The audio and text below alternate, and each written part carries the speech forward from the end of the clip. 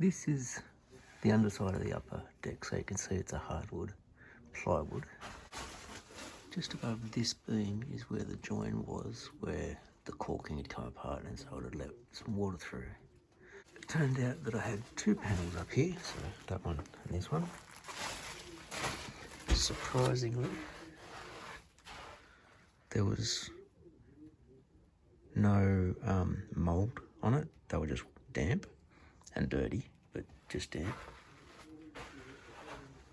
And that bit there you can see there, that's actually the outer wall of the upstairs rooms. So the rooms extend out upstairs a bit. That's why the upstairs deck is so narrow. But I think my first panel, this one, I have going to here. So I've got this extra little stubby joist I put up here. And then the last little panel goes in and cuts around. And most of my panel lengths were because of the grooving that you can see on it, just making that all match up. What I'm going to do today, because I've allowed all this to dry, I've cleaned off the caulking around the edge. I've still got to clean up all the trim, take all the old caulking off the trim. Got this waterproofing on here just to seal the back of it, just in case that decides to leak again, which it shouldn't now that upstairs is sealed and waterproofed and everything like that. But being that the back of this was damp, we let it dry for a few days, and I've just sealed the edges and the back. I'll get them back up, put all my trim back up, caulk everything, and then I'll be able to paint it once I get some of that the stain blocking undercoat.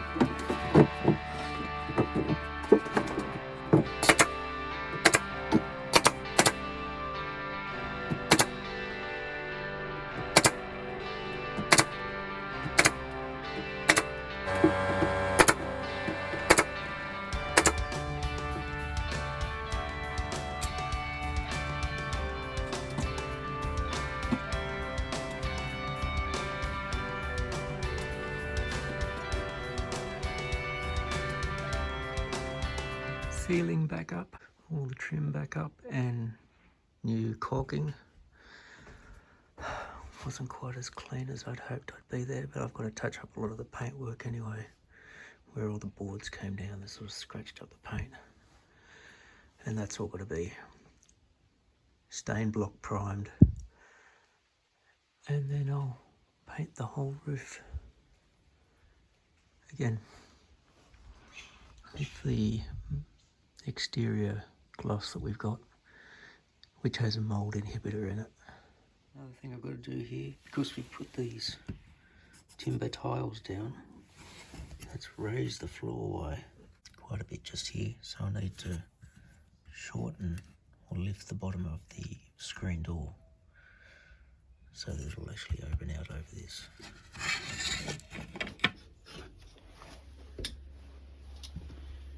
Job done.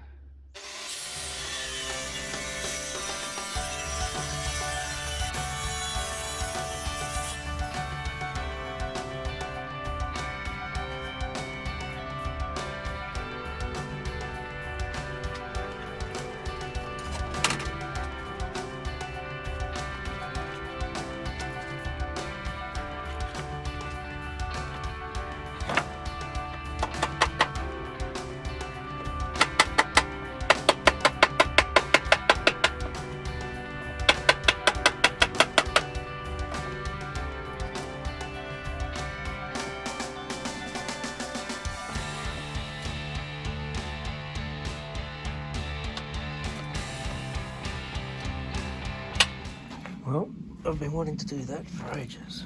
I picked up this solid panel door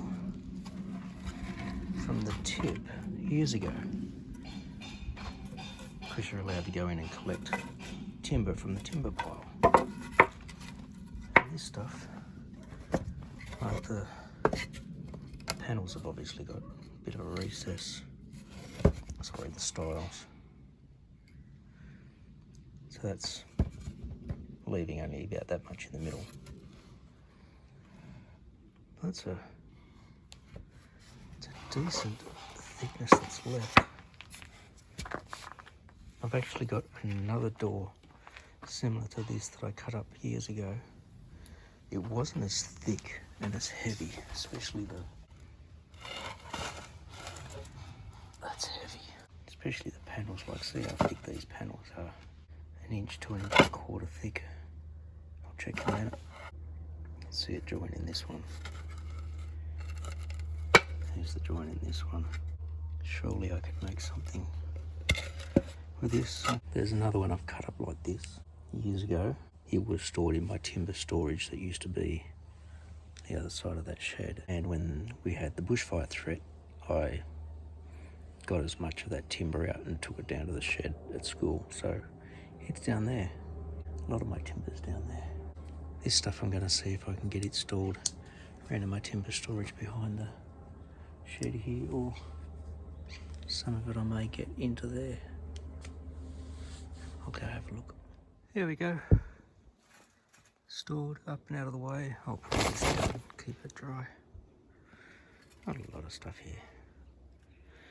Got this maple out of a door too, got to do something with it. Last day of the holidays. That's the fence panel I got in, just missing the tree. Next one's going to be there.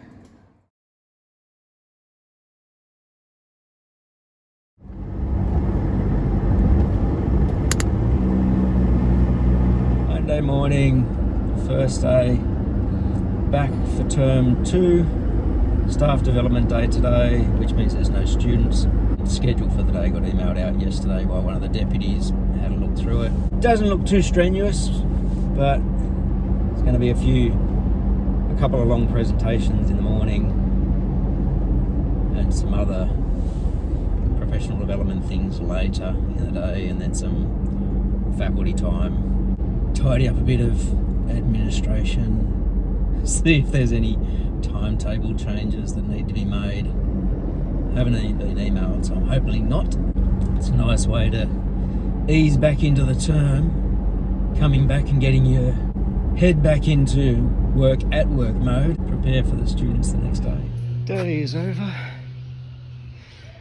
I've got that steel that I cut up last term stacked in the top of this rack. All the tabletops, I got them out of the classroom, put them all here, because I've got year 11 for a double first period tomorrow. But it seems that during the holidays, this place has just been considered a dumping ground now. Like I've said, I'd take building materials or steel. All this melamine particle board things from somebody's cabinet dumped up here.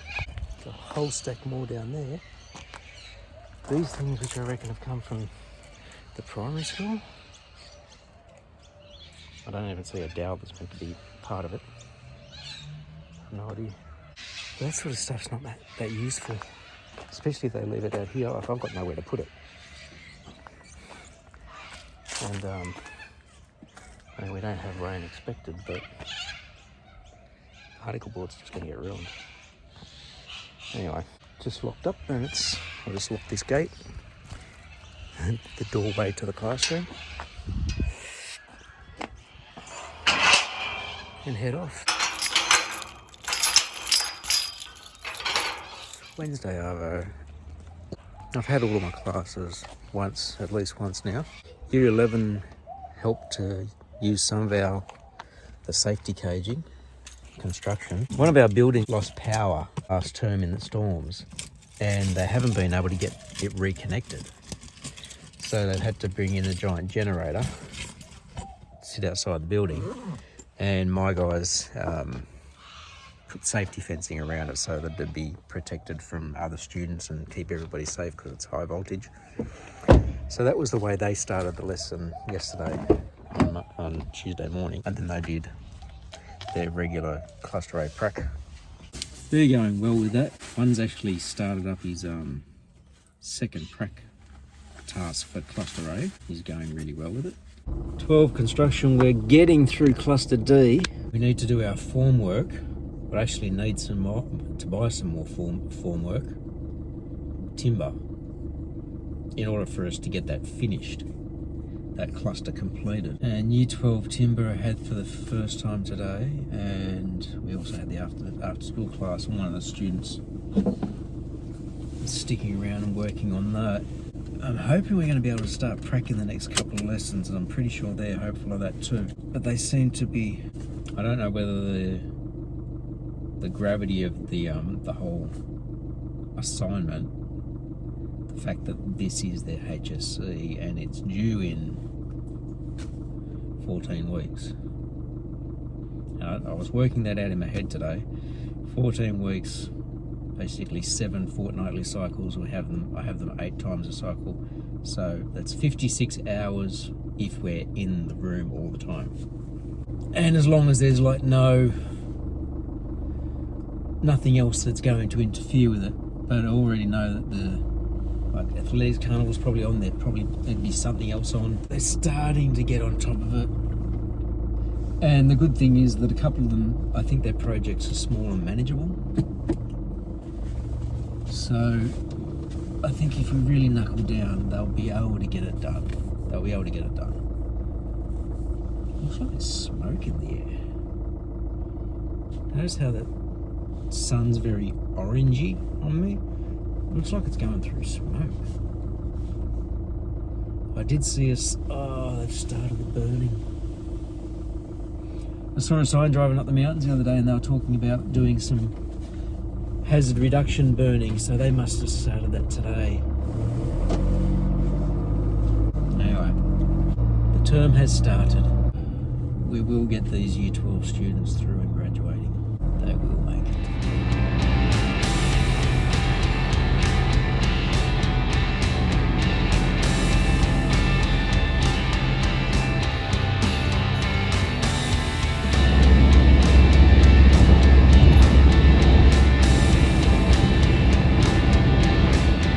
Driving down this morning, it looked like it was a fairly thick fog covering the city and the western suburbs, and once I got down there I realised it's actually smoke from the hazard reduction burning that's happened the last few days, and today it's decided to settle down in this low-lying area, perfectly blue and clear up the mountains all the way down until you hit down here. It's like that last big curve off the mountain, and it just looked like it was fog. It's not. Unlike fog, this won't lift. I have the vents closed and I can smell it in the car, so it's pretty thick out there. I'm also doing a semi-detour and stop at Bunnings this morning to buy some things that a couple of my staff need for different projects. Works out better for me to stop on the way in and then arrive at school during period 1, then go to work and then sign back out to go out again and be gone for 1.5 periods. So I'll let my staff know that I'm doing that, and I'll end up stopping at the Bunnings closest to work on the way in and just grab those few things that a couple of the staff have asked for. One's for an enrichment day, an engineering enrichment day that's been organised for Monday week,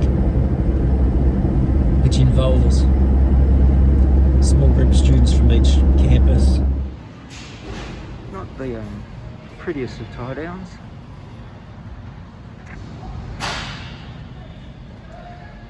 but that'll keep it in place until I get to the school. Friday, Arvo, there was a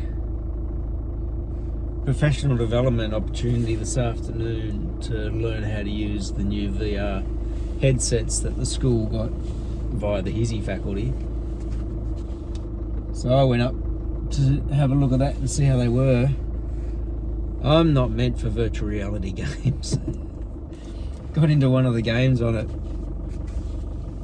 and the movement got me quite nauseous.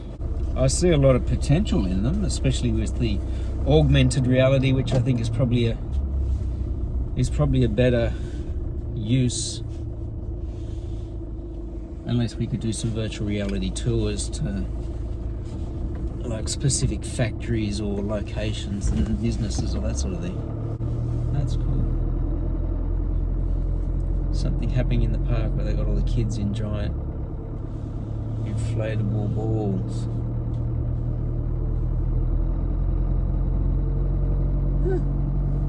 Yeah, loads and loads of different type of things you can do with it. Yeah, I had to wait a little bit to get my land legs back. It was really set my equilibrium off. My 2 classes today, I didn't really get to talk about them during the day because they're both towards the end of the day. 12 construction, and some of the kids have got some assignments that they're overdue that they need to try and catch up on, so they were finding out about those, and a couple working on the practice assessment for the current one. They were getting that out of the way. And my year 10s, the end of last term, I started getting them ready to do their planning for their own major project, and so many of them were asking about, I'd like to make, can I design my own, that sort of thing. And some of them just still weren't too sure on what they wanted to make. And I've got a couple of projects that are, coffee tables, side tables that are a bit bigger than what they... I think that's the main thing. Year 10 kids want to make big projects because that means that they're real woodworkers. They don't want to just make all these little things all the time. And so I printed out a couple of the job sheets and showed some of the students those, and got out a sample of each of the projects to show them this is the size of it, this is what it looks like, and asked them, like, do you want to have a go at making this project? And one of the kids, who was basically sat down and done hardly anything in class for months, got on an apron, helped me prepare the timber, and started working to get his pieces cut. So I'm hoping that can be sustainable, and then he'll keep going, because I've taught him since year 8, and I know he can do the work. I know he's capable, and just trying to get him re-engaged. Small wins.